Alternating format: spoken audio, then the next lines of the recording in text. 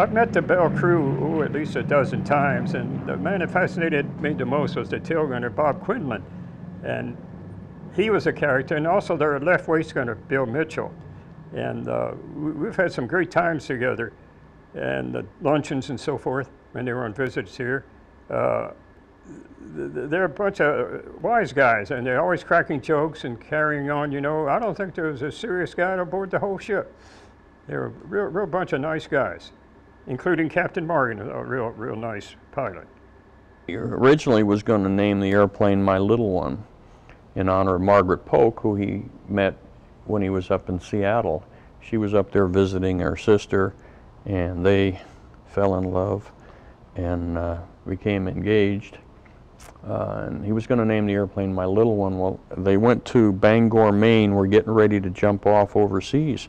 And him and the co-pilot went to a movie with Joan Blondell and John Wayne in Lady for a Night, which was about a riverboat queen. And Joan Blondell played the riverboat madam, so to speak, and the boat's name was the Memphis Belle. So he saw that and said, that's what we're going to name the airplane. Some people say it was the boat, and some say it was the girl. But we'll take either one. But we think of Miss Polk as the true Memphis Belle. So that's how it got its name. And so they went overseas, and he told the crew he was going to name wanted to name the airplane the Memphis Belle. Well, they all had a vote. Everybody chipped in names, and they all had a vote on what they were going to name their airplane. And I only know this because the radio operator, Bob Hansen, told me about it when we were last talking to him about 2 months ago. He said, yeah, that Morgan wanted to name it the Memphis Belle. Everybody else had a name, So he bribed 3 of the crew members with a 3-day pass if they'd vote for Memphis Belle. So 3 of the crew members got a 3-day pass and they voted for Memphis Belle. In the spring of 1943, winning the war was not an accepted fact. It wasn't a sure thing. We're losing 60%, 60 planes a day in bombing runs over Europe with no fighter escort. We just got our butts kicked out of Kasserine Pass, North Africa. We're getting kicked off of one island after another in the South Pacific. We were not winning the war. And the Air Corps was having some difficulty keeping the morale up because basically getting assigned to the 8th Air Force, particularly the Big League, which was the major operating unit in the Army Air Forces, was basically tantamount to a death warrant. And so the Memphis Belle crew, this was good news. You could actually survive a tour of duty. I mean, you could, these guys did it. You can survive. And so it was a shot in the arm for a nation that really needed a good shot in the arm. Because in the spring of 1943, news was not good. It was not good. Originally, the mission requirement was 25 missions, because the loss rate was over 1/3. And Bob would say, I go to breakfast with 10 people, go to dinner with 7, because 3 of them aren't coming back.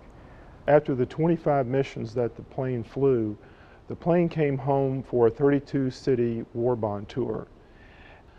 It was running, I believe, with 2 other planes. One of them was with Hell's Angels, but they didn't want to see Hell's Angels doing a 32-city bond tour. So it was fortunate enough to get the nod to do it. And then she was relegated as a war weary, is what they called them, back to the States, and was refitted for training. Back in 1946, the Belle was sent to Altus, Oklahoma. They were going to cut her up and use her for waffle irons and toasters. And that's what they did. I mean, you don't need a whole fleet of B-17 long-range bombers anymore. And a local reporter saw the Belle and remembered the war bond tour. So he wrote an article about it, and then the City of Memphis said, well, we had to bring that thing to Memphis for an educational tool. At that point, the city purchased it. The City of Memphis purchased it for $350. The crew was put together, the pilot of which, ironically, I think was from up around Dyersburg, Tennessee. I forget his name. I think it was Lytle or something like that. And they flew it here to Memphis, not without some difficulty, because it hadn't been cranked up in a few months. And most of us remember it set up on a pedestal on Central Avenue, where it was to be used as an educational tool. Unfortunately, the only education it provided was to show what can happen to a bunch of aluminum when it sits neglected for 60 years.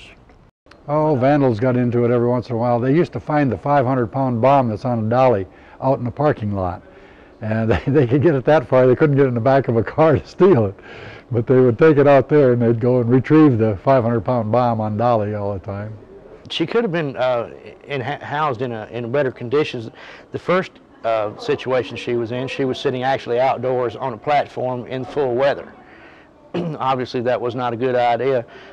One thing that I don't think they realized is that the plane really wasn't meant to last this kind of time. It was meant to last maybe a few weeks, because there was such an attrition rate for these aircraft. Most of them didn't survive. And so that's why there's not that many of them around now, because they got shot down or they were parted out for other aircraft, and they weren't really designed to last 60 years. And so the damage started happening when it was on that platform on Central. It sat there for a while before then it later moved to the airport. I know where it was, and I don't like where it was. It was down in 91st Squadron, sitting outside of that for a long time. Then it was moved over in fenced-in area on the airport. That was not maintained. I know Federal Express used it for a while as a training aircraft for some of their maintenance people. Then 1985 or 85, 86 time frame, the Air Force said that they were going to take it back to Dayton, And the city mobilized, and they raised enough money. They had fundraising drives, and they raised enough money to do a minor restoration on it and put it down on Mud Island. There wasn't enough money for a full-fledged museum, but there was enough to build a little cover for it down on Mud Island, where she sat from 1986 or 87 to 2003 when we moved it up here.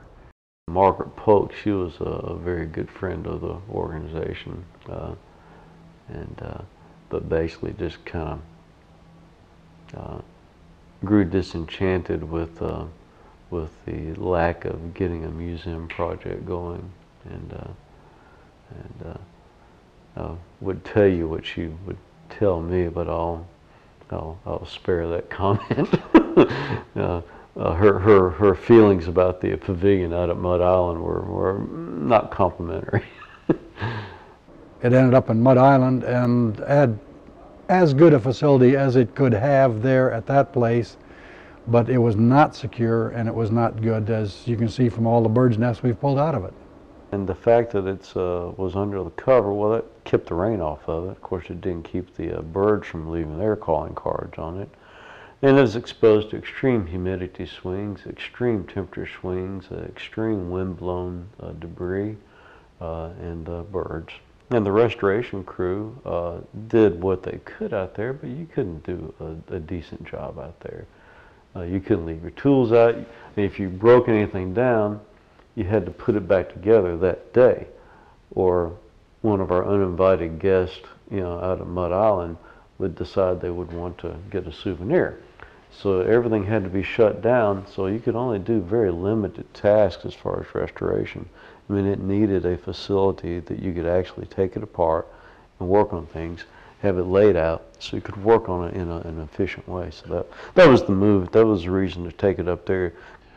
The plane was taken in pieces from Mud Island out to Millington. This is Hangar North 7 on Hornet Road on the way up to the Millington Airport. It's an excellent facility for a restoration.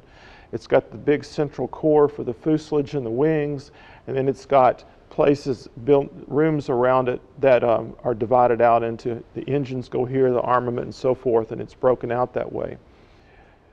Besides the disassembly of the plane there, this facility was in terrible shape. It's a War II facility and had to be brought up to code. We added signage. It wasn't until all that was in place that we could really start the work on the plane.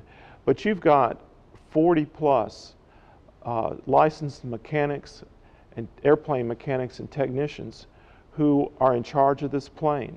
If you wanted to come work on the plane, you're welcome to, but you're going to work under them. They're in charge. So there's a good structure for those who want to work on the plane. We have people who come from St. Louis. There's a father and his 2 kids. And there are people who will take a week of vacation and come work on this plane. It's amazing. Paula and Jim, the two that really, I think, Jim Harris, Paula and Jim Harris, really more or less handled everything. She runs the gift shop all the time, and they're just really nice people, and they've done a great job. And she had some blind people she took through here that just was fantastic. When they left, the one lady, she had her put her fingers in the holes in the aircraft and to touch the aircraft and to hold a 50 caliber and like that. And she wrote a beautiful letter afterwards that now for the first time she could see a B-17. And that's what it's all about. This is why we're doing what we're doing. Well, our dogs are fixing to divorce us because we're never home. Our grass gets really long because we're never down there to cut it. We're always up here. We've got a lot of time put into this. As not just us, a lot of people have put a lot of time, and they sacrifice their own time, their families, and their own money for this project. And they do that because it's a worthwhile project, and our World War II veterans need to be honored, and that's why it's done. The Memphis Belle is not work. I'll state that right off the bat. The people have come out to donate their time, and it is a donation. None of us are paid. We've all volunteered to come out to work We don't have a set schedule. It's whatever time that we can get, but we work hard at putting the time in. As far as a labor, it's not really a labor. It's more of a dedication of love because of preserving of history, being able to put hands on history, to having something that the children can be able to see later on. It's easy to look at a book, but you can't put it in perspective until you see actually the airplane or a ship or whatever from World War II, that you can actually put it in perspective of this was the Memphis Belle. And so time-wise in years, time-wise in hours and days is not going to be important. It's going to be the most important thing is the thing is done right, the thing is done with dedication, and so it's not going to be hard to do. And so there's no expense and there's no time lost. This is a labor of love. I came to work for Memphis Belle Association, became a member actually in August of 2003. My son and I took a 3-day Harley cruise, and we came down here to Memphis. We heard about a bomber called the Memphis Belle, and we wanted to see it, and went to Mud Island, and they said it was gone, that it was under restoration at one of the naval hangars. Well, the only naval hangar I knew here was the Memphis Naval Air Station. I had my A school here while I was in the Navy as well. So I knew right where to go, and sure enough, there's only one hangar that can house a bomber like this. We went in, my son and I did. Jim Harris let us come in, and from there it was love at first sight. They said that they were needing people to help restore a bomber called the Memphis Belle here, B-17. And it interested me, interested my son as well, and I saw it as something that we could do together as a family. And that's what got me involved. They were needing help, and how many chances do you have to work on a bomber from World War II? And I saw it as an opportunity to help out. I got involved with the Memphis Belle by a guy by the name of Jim Webb. He come to the Optimist Club. I was the president of the Millington Club, and he put a program on about the Memphis Belle, and he kept using the term veteran volunteer, and I wanted to know what it was after the program was over with, or what a veteran volunteer was. And he told me that that was anybody that flew in combat. Well, I told him at that time, I said, well, I flew in Vietnam. And he kind of nodded his head, and he took a piece of paper out and wrote an address on it, and he told me, he said, well, we got a meeting for veteran volunteers Saturday morning, 9 o'clock. Be there. Didn't ask me if I wanted to join, but if you ever met Jim Webb, you know that Jim Webb radiated this attitude. And so I was there, and never missed another day, another week, working with the Memphis Belle. My wife was with me by my side. She knew my love for the airplane. She had no problem me giving up my time to come out. Even when she had other things, she'd go do them by herself because she knew I was coming to the Memphis Belle. I've been a tour guide on the Memphis Belle for 17 years and have enjoyed every moment of it. I'm on the Memphis Belle Board of Directors. We have a meeting once a month, and I enjoy getting back with the folks. But I enjoy most recounting war stories with some of my comrades, guys that weren't in my outfit, you see. And a lot of people say, you guys carry on a lot of bull, but no, it's true stories, and some people are fascinated by such stories, and they had never heard them before, you see. So I take a lot of pride and enjoy talking with visitors. I never met them before. We get a lot of visitors from overseas, England particularly. The first time I heard about the movie, The Belle, was a friend of mine, Don Bennis. He's the chaplain of the MBMA. And he came to where I worked and told me they needed mechanics to help them dismantle the plane so they could move it up here to Millington. And of course, first I told him I didn't know anything about aircraft, but he said it's an old aircraft and it's nuts and bolts, and they just need regular mechanics. So I decided to go out and see if I could help them. And I worked on it for the last 2 years. I've been involved in the project. Well, it started back in 1985 when I got hired here at Federal Express. I found out that the Memphis Belle was here, and I always wanted to fly on a B-17. In fact, when I tried to join the Air Force, I told the recruiter when I walked in, I said, I want to be a tail gunner on a B-17. And he fell over laughing and said, so we don't have any of those airplanes left. So I wound up being a jet engine mechanic, and I got out of the Air Force after 23 years, came to Memphis, and there was the Belle. So I said that was an opportunity for me to do what my lifelong dream is to help on a B-17. So I got started minor involvement in 1985 and 86 time frame, but then I got full-time involved in about 1990. Been on it ever since. Well, we've been down at the Belle since it moved to Mud Island. And we was working in groups on the weekend or special occasions that we would go down there. All of us was volunteers. And we'd go down there on the weekends or special occasions and open up the Belle. I started out, I saw the article in the paper about the Memphis Belle and what they were doing, and so I called and found out what was going on and where it was, and I came out here and do volunteer work, and I'm normally out here on Wednesdays and I give tours of the Memphis Belle. I did originally start out working on the Memphis Belle, but they said I was too old for that, so they let me give tours instead. What do I think the Memphis Belle represents? Well, I'll see if I can get through this without getting emotional. It represents freedom. I get in trouble sometimes when I've had people ask me about praying for peace and wanting peace, and that is a good concept. But I've also lived with the concept of, after 21 years in the military, that peace is a desired thing that we can have, but the only way you can have it is you have to have freedom first. And to have freedom, you've got to be willing to fight to keep your freedom, because there's people that will take your freedom from you. Memphis Belle represents freedom. When Europe was under the German Empire, when their freedom was taken away, the United States, using its aircraft, Memphis Belle was one of them, went to take that freedom back, because you literally have to fight to get it back. And so it's a symbol of freedom, and it's a war machine, yes, but you have to be willing to go to war to keep the freedom that you have. Because if you want peace, you can surrender and get what you call peace, but it's not really peace. And so this is a symbol of freedom. It's a symbol from the past, but it represents the future, to let everybody know that if you want to keep your freedom, you're going to have to be willing to stand up and be accountable. It's an item of historical real importance. The Belle is one of 3 B-17s left in the world with a combat record. There's only 3 left out of 12,731 airplanes built during World War II.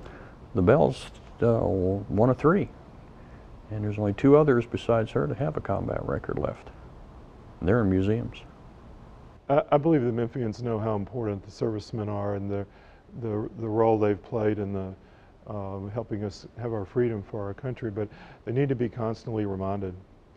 We just have had Veterans Day, and I think those kind of celebrations and the physical signs like the Belle help remind people about the sacrifices. Our Memphis Belle Memorial Association has 3 goals. It has and that is to restore the plane and put it in a museum. But the second part of that is to honor the veterans, honor those who have served at home and abroad. And our third element is to educate future generations to what they have done. So we serve a multi-purpose function to keep that out in front of people. And this is the biggest icon you can have. Well, the Memphis Belle was reliable, it was trustworthy, it could take the punishment that no other plane could take. You knew you would get there and get back, and there was such a bond of friendship among the crew members. If one of them got hurt, it felt like you were being hurt too.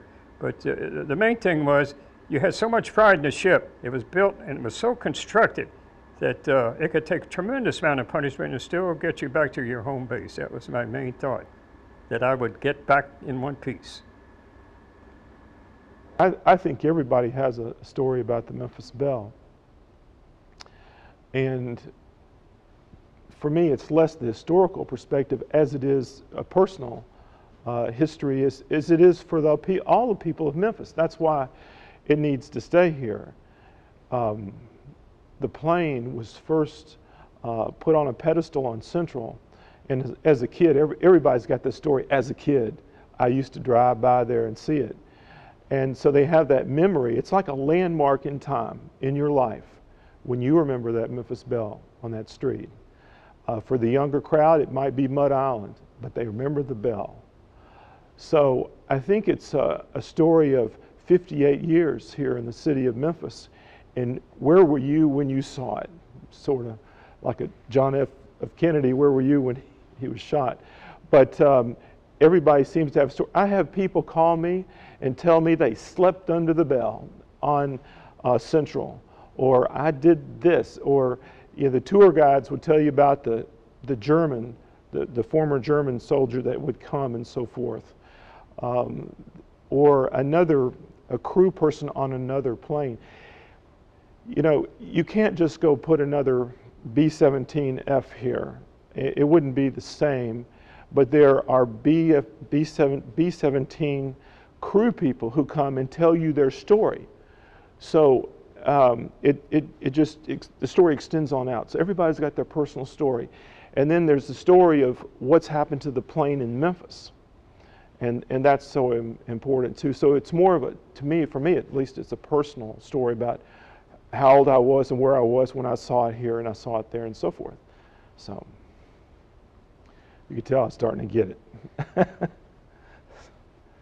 One day I was out there at Mud Island, and there was this older woman at that time, I guess in her 60s, and she was by herself, and she was looking at the pilot's cabin area.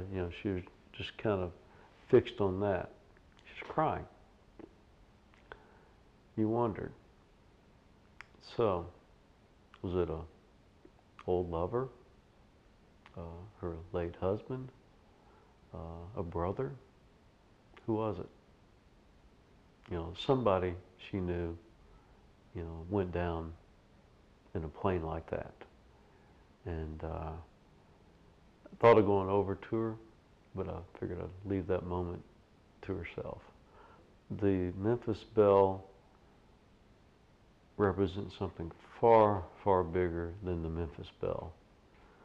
It is a touchstone, a conduit for people to connect with a time when our country's values were very clear, and that we were in a war that was accomplishing something that was universally agreed as worthwhile and needing to be done.